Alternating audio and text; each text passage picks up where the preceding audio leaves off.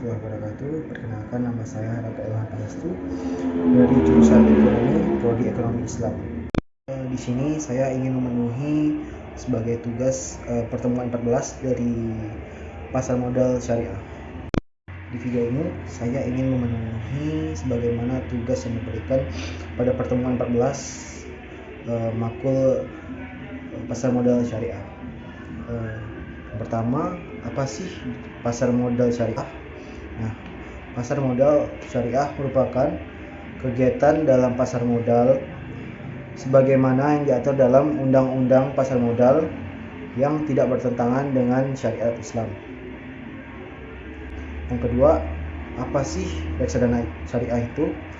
Reksadana syariah merupakan wadah untuk mengumpulkan dana masyarakat yang dikelola oleh investor manajer, kemudian diinvestasikan ke dalam surat berharga seperti saham, obligasi, dan instrumen pasar yang disesuaikan dengan ketentuan dan prinsip syariah Islam.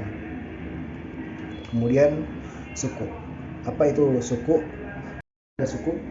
Sukuk merupakan efek atau surat berharga syariah berupa sertifikat atau bukti kepemilikan yang bernilai sama dan mewakili bagian yang tidak dapat dipisahkan atau tidak terbagi aset yang mendasarinya. Yang keempat, ada mekanisme pasar modal syariah. Apa sih macam-macam dari mekanisme pasar modal syariah itu? Yang pertama yaitu transaksi tanpa riba. Yang kedua, terhindar dari praktis spekulasi. Dan yang ketiga, hanya mentransaksikan efek syariah. Dan yang keempat, transaksi menggunakan akad. Yang kelima, ada perusahaan Bank Rakyat Indonesia atau yang biasa kita kenal dengan Bank BRI. Bank BRI ini didirikan di Purwokerto, Jawa Tengah pada tanggal 16/1895. Bank BRI didirikan oleh Raden Ray Arya Wiramaja dengan tujuan untuk melayani orang-orang berkebangsaan Indonesia atau pribumi.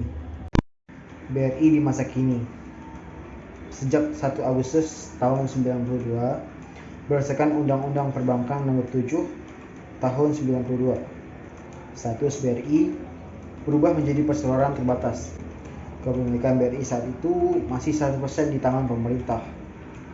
Pemerintah Republik Indonesia ini pada tahun 2003 memutuskan untuk menjual 30% saham Bank BRI sehingga menjadi perusahaan publik dengan nama resmi PT Bank Rakyat Indonesia Persero atau TBK yang masih digunakan sampai saat ini.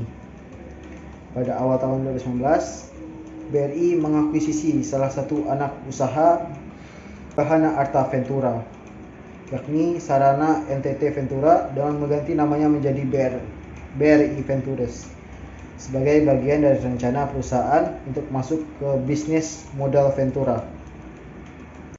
Pada tahun 2019, BRI mengakuisisi salah satu unit usaha Yayasan Kesejahteraan Pekerja BRI, yakni asuransi Beringin Sejahtera Arta Makmur atau lebih dikenal dengan BRINS sebagai bagian dari rencana perusahaan untuk masuk ke bisnis asuransi umum.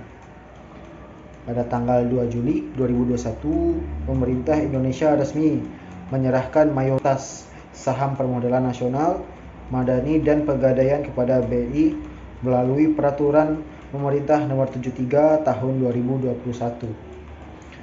sebagai bagian dari pembentukan holding BUMN yang bergerak di bidang ultramikro. Untuk menunjang proses tersebut, BRI menyelenggarakan hak memesan efek terlebih dahulu atau rights issue pada bulan September 2021. Saham PT Bank Rakyat Indonesia tercatat ditutup pada harga 4.790 per lembar pada penutupan perdagangan hari Rabu pada tanggal 13 Januari 2021. Hal tersebut merupakan pencapaian bagi perseroan karena angka tersebut menjadi rekor saham tertinggi BBRI sepanjang sejarah. BBRI pertama kali tercatat sebagai emiten di BLI pada tanggal 10 November 2003 dengan penawaran saham perdananya bernilai 875 per lembar saham. Sebelumnya, nilai saham BBRI pernah menyentuh titik di level terendah yang pernah dibukukan pada tanggal 18 Mei 2020 dengan harga 2.160 per unit yang telah tumbuh lebih dari 120%.